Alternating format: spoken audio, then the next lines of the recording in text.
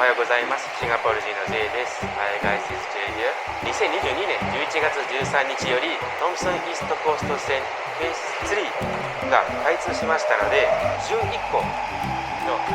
新しい駅が開業しました。その駅はロケッティマーロード周辺にあるスティーブンズ駅、オーチャード周辺にあるネピア駅、オーチャードブルワール駅とオーチャード駅、シンガポール川周辺にあるグレートワールド駅とヘプロック駅、チャイナタウン周辺にあるウートランパーク駅とマックスウェル駅、タンニョンパーガの周辺にあるシェントンウェイ駅、南にあるマイナベイ駅とフェイスツリー終点のガーデンズバイデウェイ駅です。つまりシンガポールの北部、例えばウッドレンズやアパトンプソンに住んでいらっしゃる住民たちがシンガポールの都市中心にあるタンチョンパーガー周辺、南にあるマイナベイ周辺まで電車1本で行くことができるようになりました。なので今日のシンガポール駅ぶらり旅もその新しい11個の駅から駅を選びたいと思います。それではレッツゴー。どこですか？オーチャードブルバード。名前通りオーチャードブルバードなのでオーチャード周辺にある大きい道路ですけれども、何があるんですかね。すでに茶色の電車を乗っているので、とりあえずオーチャードブルバード駅で降りてその周辺をブラブラしていきたいと思います。それではレッツゴー。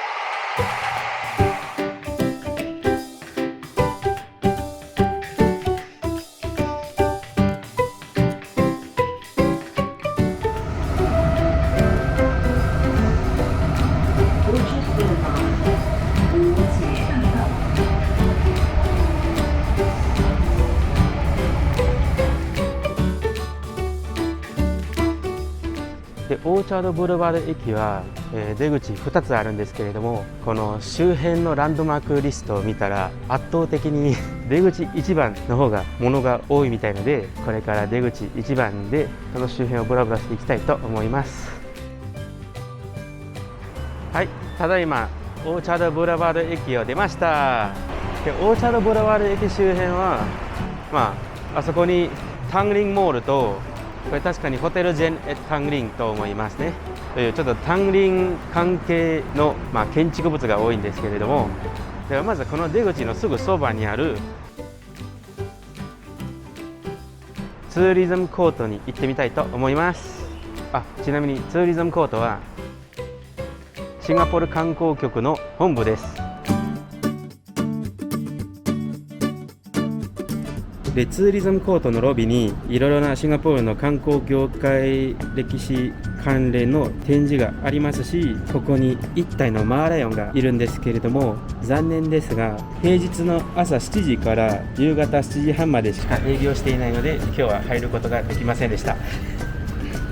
マーライオンと写真撮りたかったんですけれどもね。で皆さんが知ってるかもしれないんですけれども、シンガポールにある公式マーライオンが合計6体ありますね。マーライオン公園の親子マーライオン、暗毛橋にある双子マーライオン、マウントフェーバーにある一番立ち位置が高いマーライオン、そしてツーリズムコートにあるマーライオンです。しかしこちらではありません。どこでしょうか。行ってみたいと思います。 Let's go。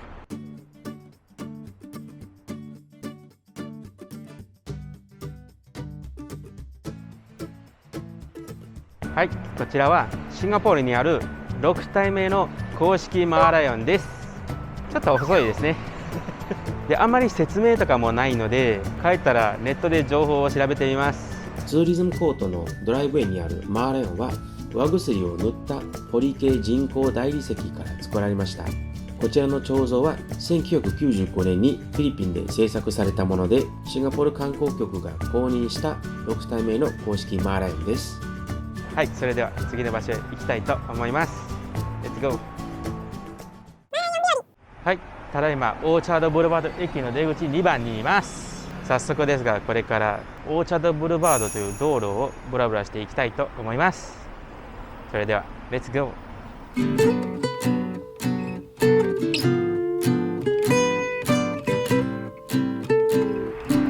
ちょっと夜の映像が少し新鮮かもしれないんですけれども、実は先週駅ぶらり旅の動画でオーチャードブルバード駅を当たったので、一旦撮影して帰って編集してみましたが、やはり動画の後半はちょっと物足りなかったというかで Google マップで確認しましたが、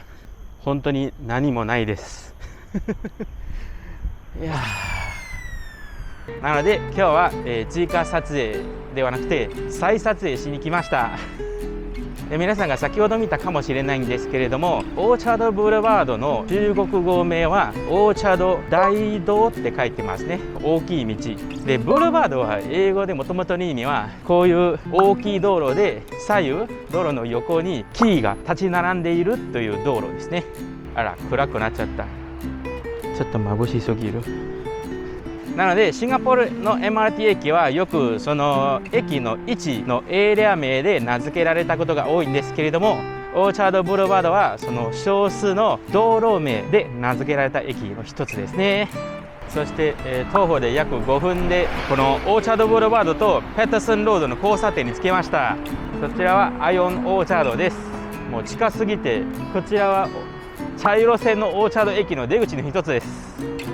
はい、ただいま、オーチャードブルワードのこっち側に渡って、歩いています。でちょっと先週のぶらり気づいたんですけれども、オーチャードブルワードの右側は一旦歩道がないところがあるので、ここに渡らないといけないんですね。あら、そして道路が整備していないので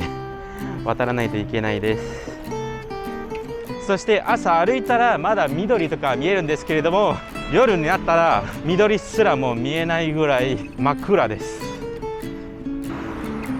おそらくこのオーチャードブルワード駅はシンガポール観光局本部で働いている皆さん、オーチャードの周辺にあるホテルに泊まったり、私有住宅に住んだりしている皆さん、そしてもしかしてオーチャード駅の渋滞を緩和するための駅かもしれないですね。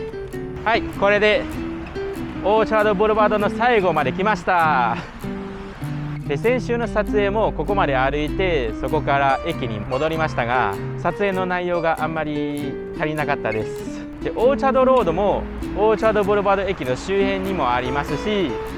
せっかく12月にオーチャード周辺の駅を当たりましたので、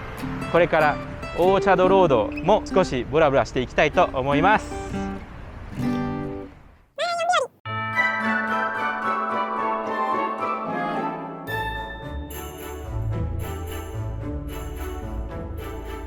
はい、オーチャードロードに来ました。早速ですがオーチャードロード経由で、オーチャードブルワード駅に戻りたいと思います。でやはりオーチャードロードのクリスマス飾りはすごいですね。フォトスポットもすごく並んでいますね。で今年のクリスマスライツのテーマは Christmas on a Great Street と言います。また日立さんからスポンサーされましたんです。で1991年以来、日立の CSR 活動の一つとしてこのオーチャードロードのクリスマスライトアップをスポンサーしてきましたので、今年は32年目です。そしてそれだけではなくいろんな組織にも寄付をしたりしています。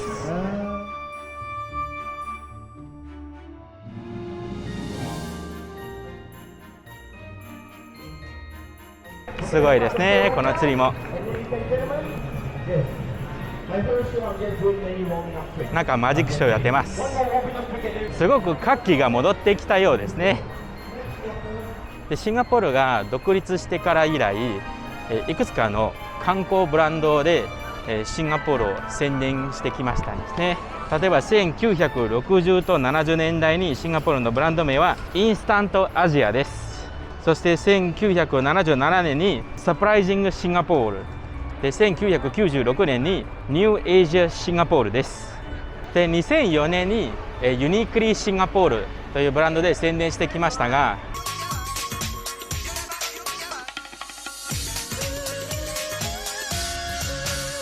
2010年にヨーロシンガポール、あなたのシンガポールというブランドで宣伝してきました。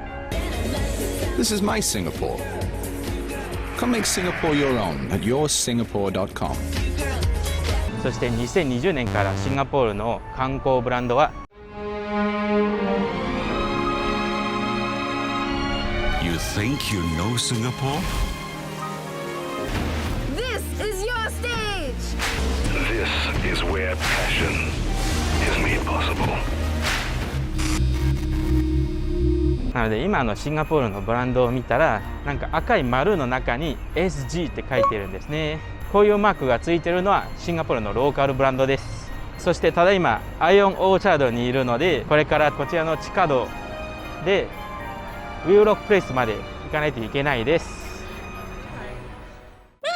はい、ただいま、そんなに人が多くないタンニングロード経由でオーチャードブルワード駅に戻っています。で先ほど少し観光の話もしましたので、実はオーチャードロードの賑やかな風景を見たら少しホッとしました。こんなに小さな資源がないシンガポールは実はすごくサービス業に、特に金融と観光業界に頼っているので、今年2022年4月国境再開とともにだんだん観光客の様子が戻ってくるのは嬉しかったです。で現在は海外旅行が少しできるようになりましたが、やはりまだまだ少し難しい状況もあるかもしれないので、このチャンネルもこれからも頑張ってシンガポールのいろいろ観光スポットであろうか、地元スポットであろうか、シンガポール独特の文化であろうか、いろいろシンガポールしかないことを皆さんに、ゆっくりお見せしたいと思います。はい、そしてこれでツーリズムコートに戻りました。つまりオーチャードブルワード駅に戻りました。ここよりあっちの方がいいですかね。はい、ツーリズムコートのマーレオンに戻ってきました。チャンネル名はマーレオン日和なので、ここで動画終わった方がいいんじゃないかなと思います。ということで、シンガポールの駅ぶらり旅オーチャードブルワード駅でした。でおそらくこちらの動画はクリスマス直前の動画なので、皆さんにメリークリスマス。マーレオンからもまたね。この動画面白かったらぜひ高評価、そしてチャンネル登録よろしくお願いします。